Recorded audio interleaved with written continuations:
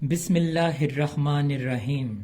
السلام علیکم میرے عزیز طلباء و طالبات، امید ہے آپ سب ٹھیک ٹھاک ہوں گے اور میرے اردو کے لیکچرز باقاعدگی سے لے رہے ہوں گے۔ پچھلے لیکچر میں ہم نے کامچور سبق اور مذکر مؤنث کو تفصیل سے پڑھا۔ امید ہے آپ نے ان کو اچھی طرح سے ذہن نشین کیا ہوگا۔ آج کے لیکچر میں ہم کامچور کی مشق اور خط نویسی کے طریقہ کار کو سمجھیں گے۔ تو چلتے ہیں کامچور کی مشق کی طرف۔ کامچور سبق کی باقاعدہ کوئی مشق تو نہیں، لیکن میں نے کچھ سوالات ترتیب دے کر ایک مشق بنا دی ہے تاکہ آپ اس سبق کو مزید اچھی طرح سے سمجھیں، جس کے تمام سوالات کے جوابات آپ کو بتاتے جائیں گے۔ ساتھ ہی اس کی ورک شیٹ بھی آپ کو مہیا کی جا رہی ہے۔ کامچور سبق کے وہ کام جو آپ نے کاپی پر تحریر کرنے ہیں وہ یہ ہیں: الفاظ معنی، خلاصہ، مشقی سوال نمبر 1 اور ورک شیٹ پر سوال نمبر 2 اور 3 حل کریں گے۔ تو چلیے مشق کا آغاز کرتے ہیں۔ سوال نمبر 1، کامچور سبق کے مطابق مختصر سوالات کے جوابات دیں۔ سوال نمبر 1، نوکری ختم ہونے پر میاں نے کیا فیصلہ کیا؟ جواب: نوکری ختم ہونے کے بعد میاں نے یہ فیصلہ کیا کہ پینشن شروع ہونے والی ہے، گھر کا خرچہ کم کرنے کے لیے نوکروں کو نکال کر نوکروں والا کام بچوں سے کروایا جائے۔ سوال نمبر 2، ابا جان نے بچوں کو کون کون سے کام کرنے کو کہا؟ جواب: ابا جان نے بچوں سے کہا کہ بہت سے ایسے کام ہیں جو تم لوگ آسانی سے کر سکتے ہو، جیسے دری کو صاف کرنا، آنگن کے کوڑے کو صاف کرنا، پیڑوں کو پانی دینا وغیرہ۔ سوال نمبر 3، بچوں نے پیڑوں کو کیسے پانی دیا؟ جواب: پیڑوں کو پانی دینے کے لیے بچوں نے سارے گھر کی بالٹیاں، لوٹے، تسلے، بھگونے، پتیلیاں لوٹ لیں۔ جنہیں یہ نہ ملا وہ ڈونگے اور کٹورے لے آئے اور نل پر ٹوٹ پڑے۔ کیا مجال کسی کے ہاتھ پانی کی ایک بوند بھی آئی ہو؟ اس طرح وہ پانی دینے میں ناکام ہو گئے۔ سوال نمبر 4، ابا جان نے بچوں کا کیسے کورٹ مارشل کیا؟ جواب: ابا جان نے سب بچوں کو قطار میں کھڑا کر کے کہا کہ اگر کسی بچے نے گھر کی کسی چیز کو ہاتھ بھی لگایا تو بس رات کا کھانا بند۔ سوال نمبر 5، طوفان اٹھ کھڑا ہونے کے بعد گھر کی کیا حالت تھی؟ جواب: گھر میں طوفان اٹھ کھڑا ہونے کے بعد ایسا لگتا تھا کہ جیسے سارے گھر میں مرغیاں، بھیڑیں، ٹوٹے ہوئے تسلے، بالٹیاں، لوٹے، کٹورے اور بچے بکھرے پڑے ہیں۔ سوال نمبر 6، اماں جان نے کیا الٹیمیٹم دیا؟ جواب: اماں جان نے یہ الٹیمیٹم دیا، یا تو بچہ راج قائم کر لو یا مجھے رکھ لو، ورنہ میں چلی اپنے میکے یعنی اماں کی طرف۔ سوال نمبر 7، اس کہانی سے ہمیں کیا سبق ملتا ہے؟ جواب: اس کہانی سے ہمیں یہ سبق ملتا ہے کہ بچوں کو جو کام بھی دیا جائے وہ کام کرنے سے پہلے بچوں کو اس کا طریقہ سکھایا جائے، ورنہ بچے تو بچے ہوتے ہیں، وہ جب کوئی کام ڈھنگ سے نہیں کریں گے تو ڈانٹ ڈپٹ کے ساتھ ساتھ کام چور بھی کہلائیں گے۔ سوال نمبر 2، مدرجہ ذیل دیے گئے الفاظ کو اپنے جملوں میں استعمال کریں۔ میرے پیارے بچوں، یہ الفاظ میں بول دیتا ہوں، آپ ان کو خود ہی جملوں میں استعمال کریں گے۔ فوج، الٹیمیٹم دینا، طوفان، دہائی، شاہی فرمان۔ سوال نمبر 3، سبق کام چور کی مدد سے مناسب الفاظ کی مدد سے خالی جگہ پر کریں۔ نمبر 1، بیگم اب ہماری ڈیش ہونے والی ہے۔ 2 آپشنز ہیں، پینشن، ترقی۔ درست جواب ہے پینشن۔ نمبر 2، اکیلے باورچی سے اتنے آدمیوں کا کھانا پکوانا ڈیش ہے، جرم ہے، ضروری ہے۔ درست جواب ہے جرم۔ نمبر 3، ہم کسی کے ڈیش تو تھے نہیں کہ کوئی دھکا دے۔ نمبر 1، دبیل۔ نمبر 2، تابع۔ درست جواب ہے دبیل۔ نمبر 4، کھانستے کھانستے سب ڈیش ہو گئے۔ نمبر 1، بے دم۔ نمبر 2، بے ہوش۔ درست جواب ہے بے دم۔ نمبر 5، اماں جان نے اپنا ڈیش پیٹ لیا۔ نمبر 1، سر۔ نمبر 2، بازو۔ درست جواب ہے سر۔ میرے عزیز طلباء، یہ تھی کام چور کی مشق، اور اب بڑھتے ہیں حصہ قواعد و انشاء کتاب کی طرف۔ آج ہم نے اس میں خط نویسی کے طریقہ کار کا انتخاب کیا ہے۔ طریقہ کار بتانے سے پہلے ضروری ہے کہ خط کی تعریف کو سمجھا جائے۔ خط عربی زبان کا لفظ ہے جس کے معنی تحریر کرنا، نشان، نامہ، مکتوب یا چٹھی وغیرہ کے ہیں۔ ادبی اصطلاح میں خط سے مراد 2 اشخاص کے درمیان تحریری رابطہ ہے۔ غالب نے خط کو نصف ملاقات بھی کہا ہے۔ جماعت نحم میں بورڈ میں یہ سوال 10 نمبر کا آتا ہے۔ 10 نمبر پورے حاصل کرنے کے لیے ضروری ہے کہ خط لکھنے کا درست طریقہ اپنایا جائے، وہ طریقہ جو اس وقت گوجرانوالے بورڈ کی طرف سے تصدیق شدہ ہے۔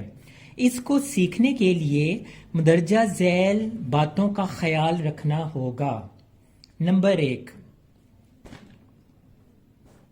خط کو ہمیشہ صفحے کے دائیں طرف سے شروع کریں۔ صفحہ کے دائیں طرف خط لکھنے کا مقام درج ہوتا ہے۔ اکثر طلبہ کمرہ جماعت یا کمرہ امتحان لکھتے ہیں، جو کہ غلط ہے اور اب متروک ہو چکا ہے۔ اس کی جگہ طلبہ امتحانی مرکز، امتحان کا کمرہ، آزمائش گاہ یا امتحانی کمرہ لکھیں۔ ان چاروں میں سے کوئی ایک کا انتخاب کر کے بعد میں کوما لگا لیں۔ اس کے بعد نیچے سطر پہ ایڈریس میں صرف الف ڈیش بے ڈیش جیم تحریر کریں۔ اس سے نیچے والی سطر میں تاریخ درج کریں۔ تاریخ لکھتے وقت مہینے کا نام ہمیشہ لفظوں میں اور تاریخ اور سال ہندسوں میں تحریر کریں، جیسا کہ آپ دیکھ سکتے ہیں۔ اس کے بعد جس کو خط لکھا جا رہا ہے اس کے لیے مناسب الفاظ میں القاب تحریر کریں۔ القاب غیر ضروری تکلف سے پاک اور مختصر ہونے چاہیے، جیسے محترم ابا جان، پیارے ابا جان، پیارے دوست یا قبلہ والد صاحب وغیرہ لکھیں۔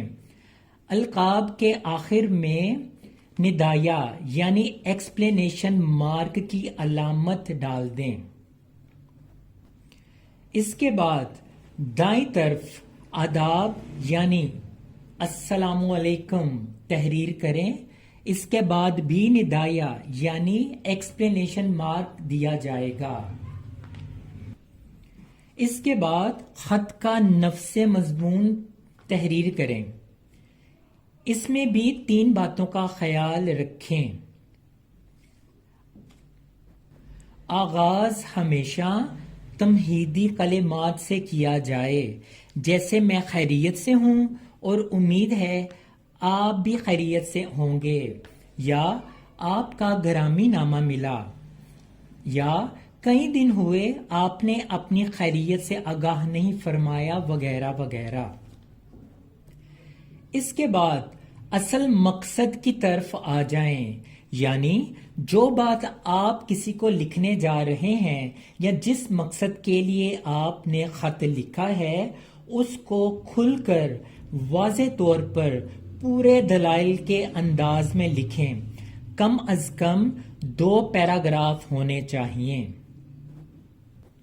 اس کے بعد نفس مضمون کا اختتام کچھ ایسے کریں: میری دعائیں آپ کے ساتھ ہیں، اب میں اجازت چاہوں گا، امید ہے آپ جلد خط کا جواب دیں گے، وغیرہ وغیرہ۔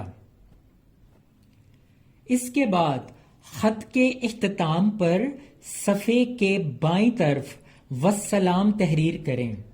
اس کے نیچے بائیں طرف لکھنے والا اپنا رشتہ ظاہر کرے، جیسے آپ کا بیٹا، آپ کا دوست، آپ کا بھتیجا، آپ کا بھانجا، وغیرہ۔ طلبہ اپنا نام ہرگز نہ تحریر کریں، بلکہ ہے ڈیش، حمزہ ڈیش، چھوٹی اے لکھ کر خط ختم کر دیں۔ خط لکھتے وقت یاد رکھیں کہ خط کی زبان سادہ ہونی چاہیے۔ خط میں خوش خطی کا خیال رکھنا بے حد ضروری ہے۔ اب ہم آپ کی کتاب قواعد و انشاء کے صفحہ نمبر 62 پر درج خط نمبر 1 کو پڑھتے ہیں، جو کہ والد کے نام اسکول میں امتحانی نتیجہ کی روداد بیان کرنے کے لیے لکھا گیا ہے۔ آغاز: خط نمبر 1 امتحانی مرکز، پتہ: الف ڈیش بے ڈیش جیم، تاریخ: بدھ، 1 جولائی، 2020۔ پیارے ابا جان، ایکسپلینیشن مارک، السلام علیکم، ایکسپلینیشن مارک، امید ہے آپ خیریت سے ہوں گے، مبارک ہو، 1 اپریل آئی، میری کامیابی کی خوشخبری لائی، بے رنگ سا اسکول پہنچا، اسکول کا وسیع صحن طلبہ سے بھرپور تھا، اساتذہ اکرام تشریف لا رہے تھے، 9 بج چکے تو ہیڈ ماسٹر صاحب جلوہ افروز ہوئے، ہر جماعت کی قطار لگ گئی، مگر دل دھڑک رہے تھے، معلوم نہیں کیا نتیجہ نکلے، پاس ہیں یا فیل یا زیر غور، خدا خدا کر کے نتیجے کی فہرستیں اساتذہ کو ملیں، وہ خرامہ اپنی اپنی جماعت میں گئے، نتیجہ سنایا، پاس ہونے والے طلبہ کی خوشی کی انتہا نہ تھی، وہ ناچتے تھے، گاتے تھے، تکبیر کے نعرے لگاتے تھے، کبھی اسکول زندہ باد کا نعرہ لگتا تھا تو کبھی ہیڈ ماسٹر صاحب زندہ باد کا نعرہ بلند ہوتا، کوئی آدھ گھنٹہ یہی کھیل ہوتا رہا، آخر سب لڑکے اسکول سے نکل گئے، صرف 9ویں جماعت یعنی 9th جماعت بیٹھی رہی، جو ہیڈ ماسٹر کی طرف آنکھیں لگائے بیٹھی تھی۔